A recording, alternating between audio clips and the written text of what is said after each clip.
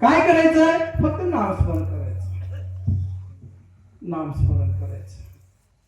काय? जो शहाणा आहे, जो जीवनाचं सार्थक करून घेऊ इच्छितो, त्याला एक मार्ग सांगितलाय महाराज, साधन सांगितलंय.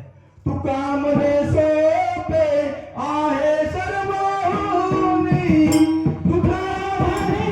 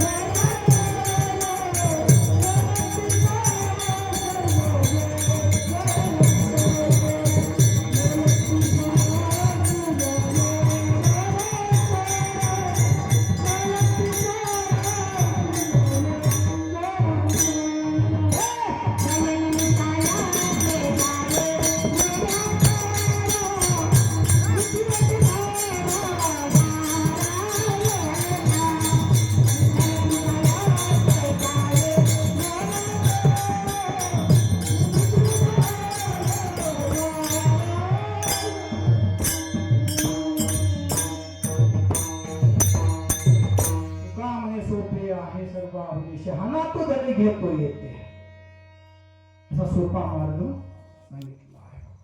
काय होतं नाम घेतल्यावर? आधी दैविक, आधी भौतिक, आध्यात्मिक जे 3 ताप असतात ते जातात. तेवढंच नाही, हरी हरी हरी मंत्र हा शिवाचा, मनती जे वाचा तया मोक्ष मोक्ष चालू जास्त. पापे सुद्धा नष्ट होतात. तर नागनी मिळे समरस झाले तैसे नामे केले जपता हारी. जसं गवताच्या काडीला आपण गवताच्या पद्मीला काडीने जात, असं कुणाचं गेलं. आता जास्त वर लांब होणार नाही बरं. आता 2 उदाहरणं सांगतो, फक्त लांब होणार नाही. आजा मेळा जो पूर्व सज्जन होता, धार्मिक होता, एका नको ते कृत्य पाहिला, एक वैश्यचं ते कृत्य पाहिला आणि चोरी लुटमारी करू लागला.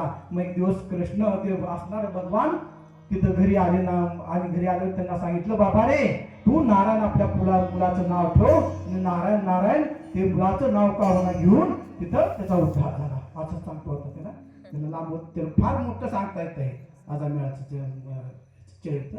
वाल्मिकी दुसरे ज्यांनी हत्या केली होती, बरेच हत्या पातक केली होती, नारायण तिथं नाराज आले आणि तो पुराण उडून अंगावर गेला. आणि त्यावेळेस त्यांनी सांगितलं, बाबा कुणासाठी करतोस? ते म्हणला, माझ्याबद्दल घरी जाऊन विचारून ये, तुझ्या पापात कोण भागीदारी आहे का?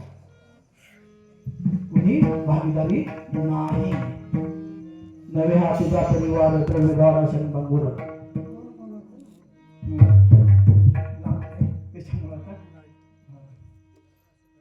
मग अशा पद्धतीने सांगितल्यानंतर त्या बाल्याचा वाल्मिकी झाला आणि त्याने रामायण लिहिल्यानं प्रभू त्या रामाच्या आचरणानुसार चालले. काही अज्ञानी आहेत, काही म्हणतात आता ती झालं इलेक्शन संपलं, मला राजकारणाचा लाभ नाही. पण जे वाक्य ऐकलेत ना तळपाच्या मस्तकाला महाराज काय काय बोलले, काय बोलले, हे कसले प्रवृत्ती येत आहे. आमच्या वारकऱ्यानं पुराणामध्ये राक्षसचं वर्णन ऐकलं होतं, पाहिलं नव्हतं, पाहायला मिळालं. राक्षसी वृत्ती कशी असते आम्ही वाचलो होतो, पण कशा असते अशा असो. राजकारणावर माझा पिंड नाही. आणि अशा प्रकारे असणार गणी कातरले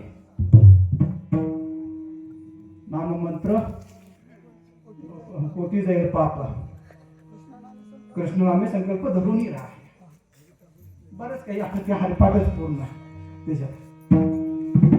मग अशा प्रकारे नामानं असणार पाप धुतले जातात. त्याचे पुराण नाही ज्याचा विश्वास नाही तर तुकाराम महाराज म्हणतात नाही ज्याचे विश्वास ज्या म्हणे पाहावे पुराणी